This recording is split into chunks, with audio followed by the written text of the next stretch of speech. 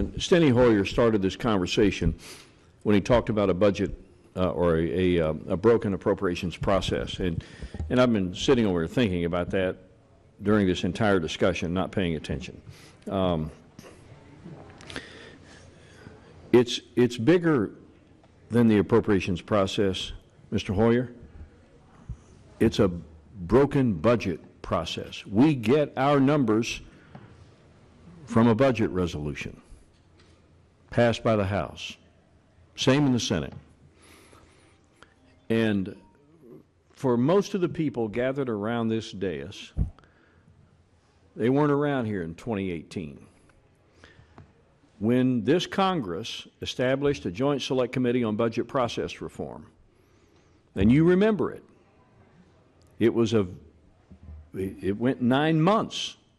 I had the privilege of co-chairing it with the late Nita Loy, and we did some remarkable work. And we came up with some ideas, not entirely perfect, nothing around here is, but we made progress, and we had expedited procedures in the Senate.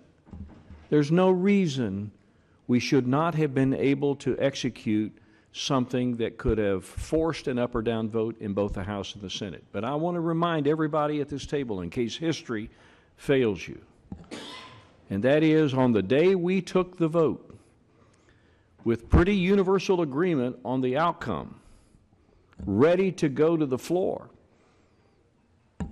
we had the requisite 5 Republicans out of the 8 that served on the committee, but we only had 2 Democrats.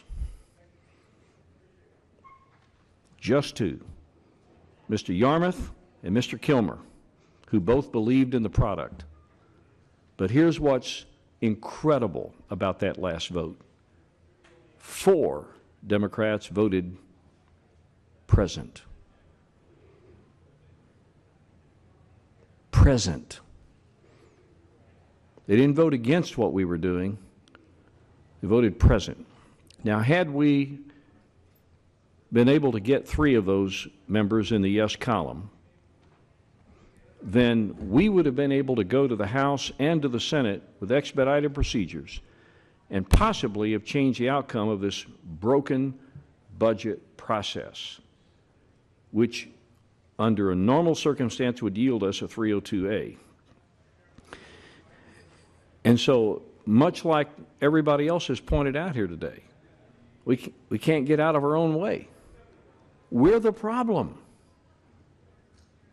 And so I wish there was some energy and some motivation on the part of the present-day Congress.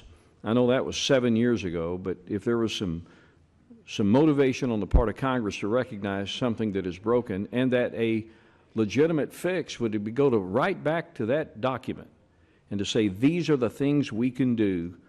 And it started with a biennial budget. It included annual appropriations, had a debt to GDP ratio as a metric to try to control some spending issues.